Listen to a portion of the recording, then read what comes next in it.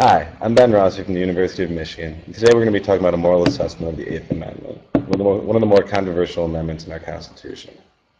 So for starters, the Eighth Amendment states that excessive bail should not be required, nor excessive fines imposed, nor cruel and unusual punishments inflicted for crimes.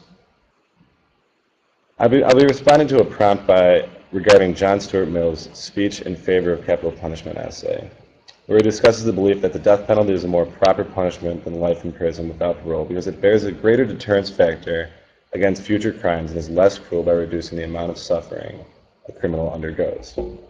While I agree with Mill's points surrounding the flaws regarding life in prison without parole in comparison with the death penalty, I personally cannot condone the usage of either. As a proponent of moral education theory, I believe that both the death penalty and life in prison without parole are inhumane and do not allow prisoners a chance at redeeming themselves to society, which I believe should be the preferred goal when punishing criminals. Now, right off the bat, I think it's important that we go over all the three theories, which are deterrence theory, moral education theory, and retributivist theory. So deterrence theory has a utilitarian principle, in that the right policy is what maximizes happiness and minimizes suffering. Deterrence theory revolves around the idea that punishment inflicts suffering, so it's justified only if it prevents more suffering than it causes. The punishment is justified if and only if it prevents crimes that produce more total suffering than the punishment it inflicts. In this case, proponents of deterrence theory believe that punishment does deter crime by giving people incentive not to commit crimes. Moral education theory is a little bit different in that it sees punishment as not evil to convict. Essentially, moral education theory tries to teach the prisoner a lesson by making the prisoner a better person, giving them a chance to redeem themselves with society, repair any branches with those that they've wronged, and enable peaceful functioning between both parties. There are two main branches of moral education, and one is a clinical aspect where prisoners is being seen as rehab, and the second is education and teaching people to do what's right. Finally, we have retributivism, which is a little bit difficult to say, so pardon any mispronunciations I have. Essentially, retributivism is punishment is justified because the legally culpable deserve it.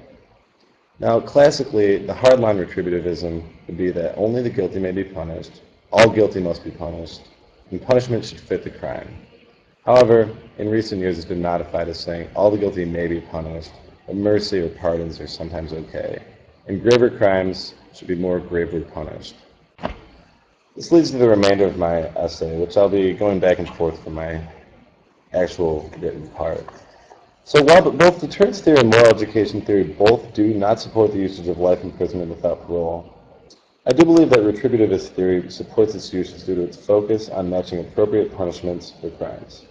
This in turn also leads to my view that the Eighth Amendment is neutral and not specifically prohibiting usage of life in prison without parole, as its subjective definition of cruel and unusual punishment is completely dependent on the person translating it. Therefore, depending on the severity of the crime and those judging it, the Eighth Amendment's neutrality can be used to both condone and not condone sentencing a person to life in prison without parole, making it ambiguous on its view of this form of sentencing. In assessing the three main points of punishment of deterrence theory, retributivist theory, and moral education theory, it is my belief that only retributivist theory can justify the harshness of life imprisonment without parole. I believe this primarily because of the shortcomings found in other theories. Deterrence theory, favoring the death penalty over life in prison without parole, seeks to minimize suffering for the criminal and to view life in prison without parole as causing immense suffering. Likewise, moral education theory would also disagree, because it would advocate the usage of humane treatment and would not view life in prison without parole as humane. Retributivist theories focus on punishing the criminal on the basis of their crime, allows for the possibility that a retributivist could view life in prison without parole as the proper punishment for a criminal. In his argument for usage of the death penalty instead of life in prison without parole, John Stuart Mill expresses the utilitarian argument for deterrence theory. His argument is anchored in the belief that the human capacity of suffering is what we should cause to be respected, not the mere capacity of existence. Citing his utilitarian beliefs that view the death penalty as less cruel than life in prison without parole. This follows the humanitarian nature of deterrence theory, which aims to minimize suffering and deter with the least severe punishment, something that followers of deterrence theory would not see in the sentencing a person to life in prison without parole. Mill also argues that the death penalty provides the highest form of deterrence compared to life in prison without parole, as the threat of death brings about the most fearing people, thus deterring them from committing a crime.